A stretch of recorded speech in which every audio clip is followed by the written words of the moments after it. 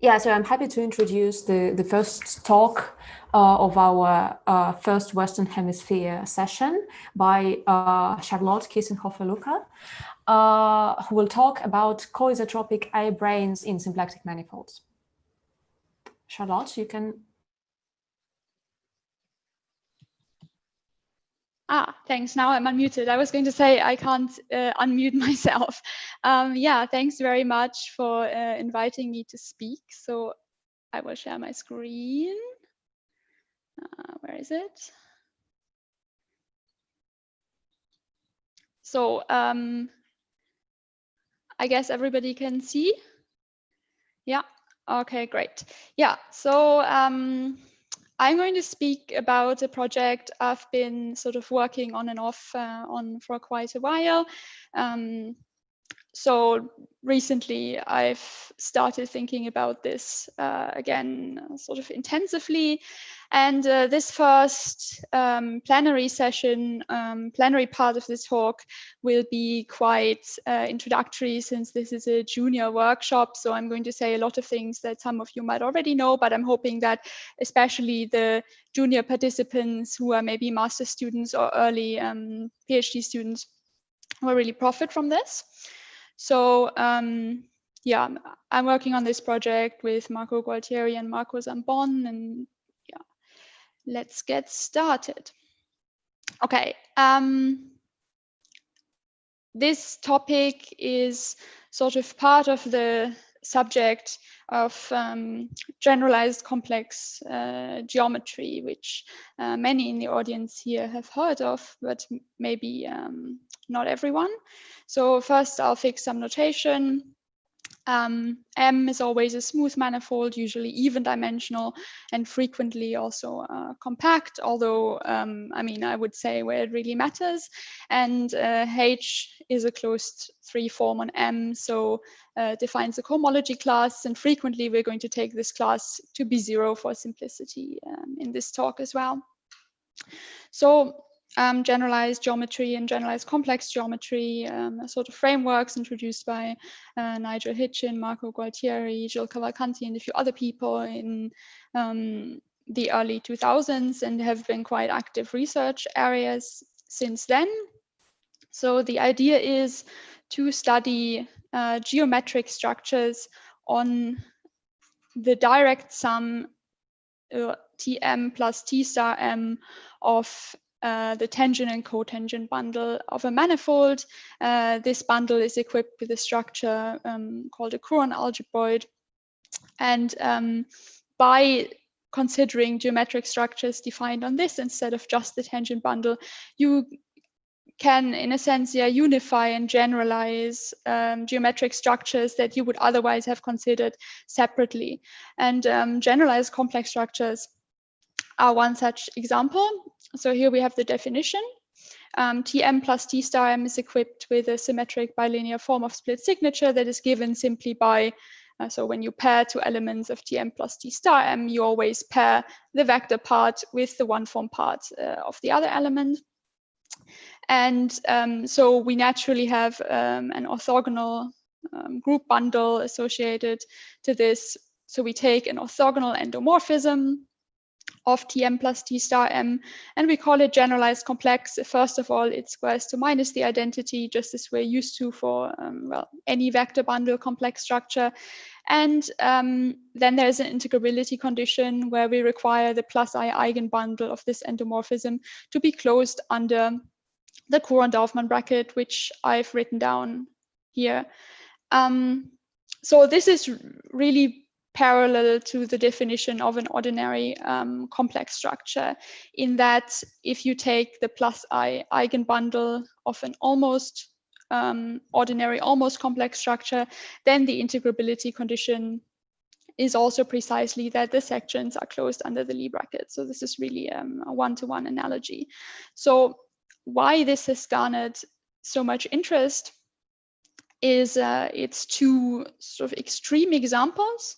So any symplectic manifold is an example of a generalized complex manifold. So here I've written the generalized complex structure as sort of a matrix, which you should imagine acting by matrix multiplication on a vertical vector Tm d star m. And then you can go and check that this is a generalized complex structure where we've set h equal to 0. And this is what the corresponding plus I eigenbundle is given by. So this is yeah, in one sense extreme in that the Poisson structure induced by this, every generalized complex structure induces a Poisson structure, hence why we're sitting here in the Poisson geometry workshop. So the Poisson structure associated to this is simply the symplectic form, so it's a non-degenerate Poisson structure. The other extreme of generalized complex structures are just complex structures whose associated Poisson structure is the zero Poisson structure. So generalized complex manifolds provide a unified description for symplectic manifolds, complex manifolds, and lots of structures in between. So I'm briefly going to say something about morphisms for this kind of geometry.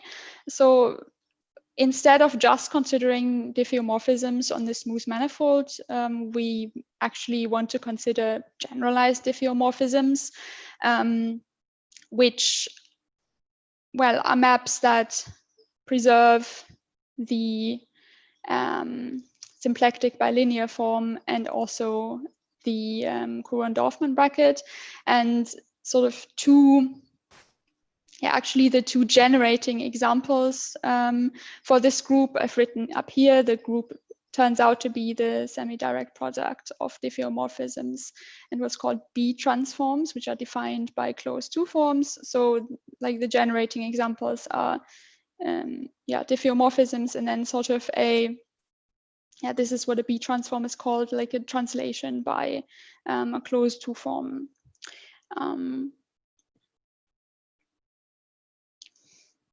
So in this talk, we're interested in the natural, or in one class of natural submanifolds. How do you make the videos smaller? I always cover part of my text with the little videos.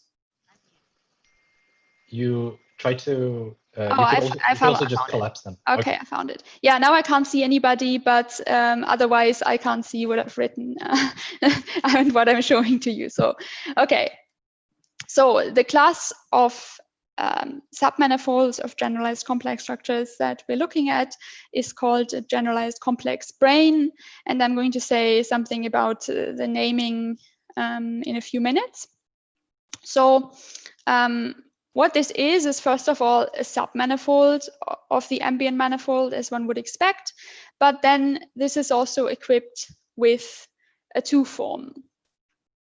Such that, first of all, if we pull back the three form on the ambient manifold to the submanifold, this has to be an exact form, namely exactly given by df. So if, in particular, if we assume h to have been trivial, then the condition is that f is a closed two form. And then associated to this pair yf, we have what's called the generalized tangent bundle. I've here denoted that by tau f, given like this. And the condition of being generalized complex is precisely that J preserves this subbundle. So to begin with, this might look a bit unfamiliar or a bit arbitrary, but the idea is that the notion of being a generalized complex brane, of course, needs to be preserved under generalized diffeomorphism. So in this case, in particular, under B transform. And so this bundle is constructed in such a way that if you take a closed two form on the ambient manifold and transform the generalized complex structure, then the generalized tangent bundle precisely transforms by sort of the pullback of B to the submanifold. So yeah, this definition is preserved under that kind of transformation. Yeah, we can note that C viewed as a subbundle of Tm plus T star M restricted to the submanifold. This bundle is maximal isotropic. So so in this sense, yeah, this is supposed to say isotropic. Maximal isotropic. So with respect to the symmetric bilinear form on Tm plus T star M. Right, let's go on. So in the literature, there are actually multiple definitions floating around for generalized complex branes. So I'm mainly interested in the definition 1 that I just showed you, but I'm also briefly going to talk about the other 2 definitions, which are of course related. So first of all, we could also equip the brane with a particular representation. So here, 1 second, I need to write something.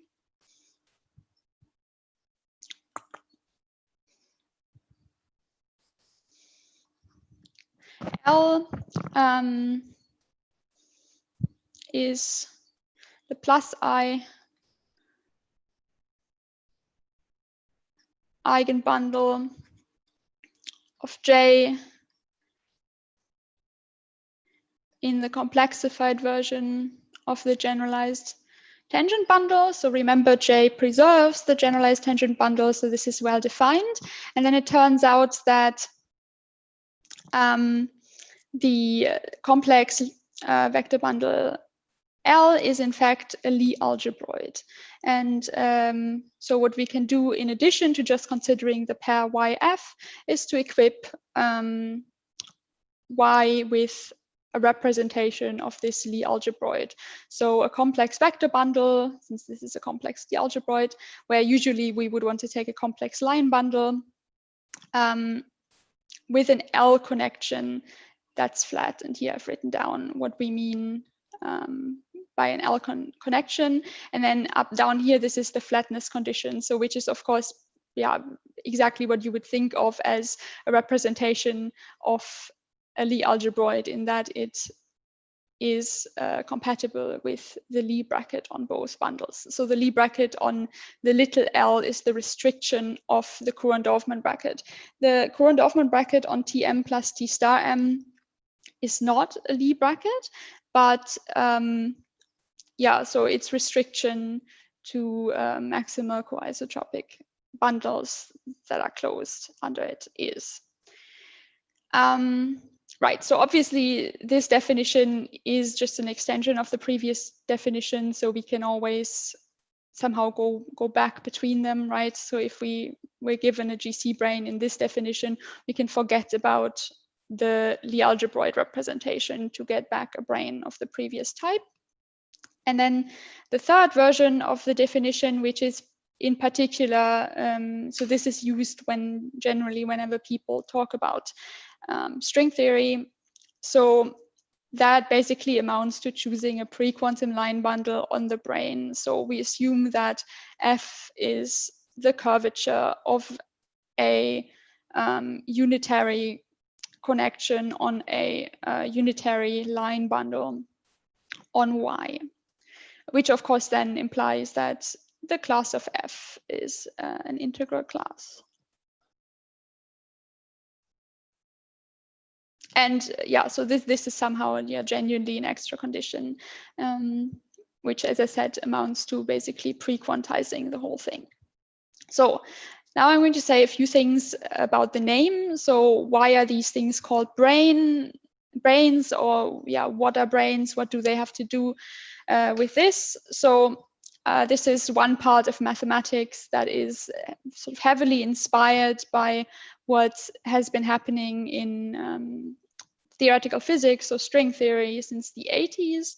A string theory is essentially a physical theory or quantum field theory, if you know what that is, which considers maps of a Riemann surface into some space-time manifold. So string theories are by construction relativistic. So time is just another dimension, just as the space dimensions together they form the space-time. For sort of symmetry considerations, it turns out that, especially as quantum theories, these only make sense if this manifold is Calabi-Yau, and usually it's the product of just R4 with a real dimension 6 Calabi-Yau, so complex dimension 3 Calabi-Yau manifold that is compact. The idea being here that, well, string theory in the quantum version, or supersymmetric string theory in the quantum version, only works if the space-time is 10-dimensional. But physicists know that we live in a 4-dimensional universe as far as we can see. So what they do is to assume that the other 6 dimensions are so-called rolled up in a small compact manifold. And then what you can do is compute a so-called effective theory, like how would we as people who only see the 4-dimensional space perceive a 10-dimensional theory where 6 of the dimensions are sort of very small.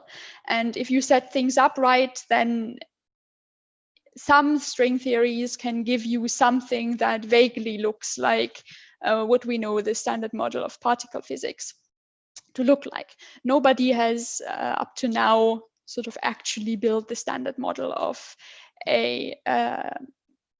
build the standard model of particle physics from a string theory. This is actually really hard because there are a lot of complex 3-dimensional Calabi-Yau manifolds. So there's simply a lot of choice. And of course, so the actual string theory called heterotic string theory that is meant to do this, the string theories that produce something closest to our known standard model in the actual universe, those are complicated and involve even more choices essentially. So at this point, string theory is a theoretical toolbox for coming up with lots of theories, not really describing real world physics up to this point.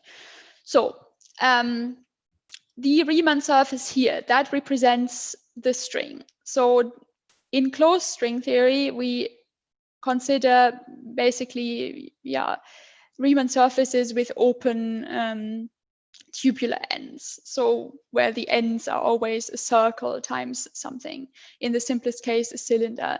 Then the string itself, so why it's called string theory, is actually this sort of circle, and this open direction is the time. And then when you map this into the space-time manifold, you get sort of this tube, and that represents simply spoken the string moving through time. And then we get these more complicated, if we map these more complicated Riemann surfaces, that represents interactions between strings. So here 2 of them coming in, merging into one, here 2 of them coming in, interacting and going back out, and so on and so forth. So where the branes come in is that you can also look at open string theory. So where the Riemann surfaces genuinely have boundaries. So here the string is now an actual string with ends. And again, here we have the time direction. And then we can get lots of interactions of those. And of course, when doing this, what makes it a bit more complicated is that we now have to see what happens at the ends of the strings. So what kind of boundary conditions should we have there? And basically, there's 2 reasonable possibilities. So for every space-time directions, which I've here denoted by xi or xj, so assuming we go into coordinates, we can either have von Neumann boundary conditions, where we assume the derivative with respect to the sigma coordinate at the boundary 0, or Dirichlet conditions, where we assume that the actual position in the direction or the actual position at the boundary is constant. So if we have a two n-dimensional spacetime manifold, and we have an open string where p of the directions have von Neumann boundary conditions, and 2n minus p have Dirichlet boundary conditions, then we can basically view this as the string ends moving inside a p-dimensional submanifold of the spacetime, and that's what's called a brane. And in particular, D-branes are the ones that have strings ending on them. And again, in order to somehow get reasonable string theories, that the branes can't be any manifold, so there will be conditions on those. There are two particularly nice string theories, which are called 2,2 supersymmetric sigma models, like I've written down here. I'm not going to explain exactly what that is, mostly also because my string theory courses are all a while ago and I don't quite remember. But what's important is that, so every 2,2 supersymmetric sigma model can be used to construct two topological string theories. Topological meaning that for the particle interactions, these are essentially fully defined by some topological qualities of the spacetime manifolds and do not really depend on the position of the particles in the spacetime, for example. And so these can be constructed in two different ways, giving the topological A model and the topological B model. This process is called the topological twist, if anybody wants to look those up. And in particular, the topological A model gives you a theory defined by its symplectic structure on the spacetime manifold, and the admissible branes in that case are Lagrangians, if you want, equipped with a flat holomorphic line bundle as a pre-quantum line bundle, and a particular subclass of coisotropic submanifolds in the symplectic. And so physicists have known about this sort of these relevant branes for quite a long time. And what it then turns out is that the branes in this topological A model are precisely the generalized complex branes in the symplectic manifold. So from the general definition, which I showed you earlier, of generalized complex branes, natural submanifold folds in a generalized complex manifold, we precisely get the physicists' interesting branes in the symplectic case, and that's quite striking. That's of course also why, you know, these submanifolds are called branes. And this is not only true in the A model. So if you look at the topological B model, where the relevant branes are complex, so the B model is a complex manifold, the relevant branes are complex submanifolds, if you want, with holomorphic line bundle. And that's also exactly what the generalized complex branes are according to the definition we've looked at. So these are the two the two kind of models where physicists discovered mirror symmetry, and so the modern mathematical formulations, in particular homological mirror symmetry, heavily use these objects. So again, quite a striking discovery that in fact these are just the generalized complex branes. So of course, Lagrangian submanifolds and symplectic manifolds, they are extremely well studied and decently well understood, but this is not the case for the higher dimensional coisotropic branes. So not much study has been done. So what do these look like? This was originally already in Marco Gualtieri's thesis. So what we get is a coisotropic submanifold. Any coisotropic submanifold is equipped with a pre-symplectic form, which is just the pullback of the ambient symplectic form. So we have the F. Remember, a part of the definition of a generalized complex brane is always this separate 2 form on the brane. This has to have the same rank and then also the same kernel distribution as the pre-symplectic form. And if we restrict to Ty mod E, where I didn't say what E was, so E is this distribution. So yeah, both of these have the same kernel, so we can mod out E and consider F and omega Y on the vector bundle that we get from this, where they're both non-degenerate. And if we then consider the inverse of omega Y times F, endomorphism of Ty mod E, we have to get a complex structure. So this has to square to minus the identity. And then with respect to this, F plus I omega Y is a holomorphic to 0 form.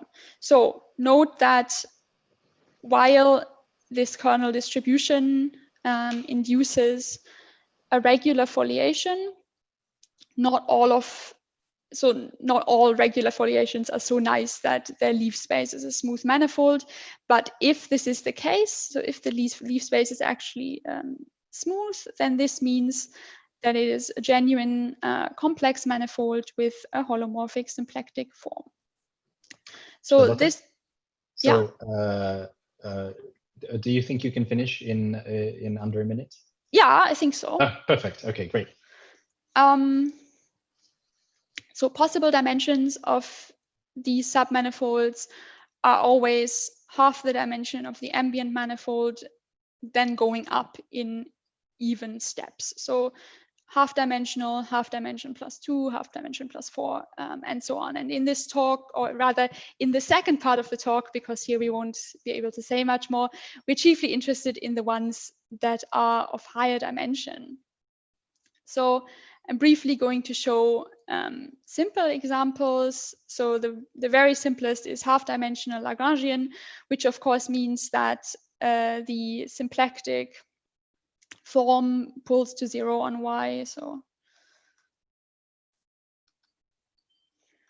And so the kernel distribution of omega is all of Ty, and then in particular F also has to be 0.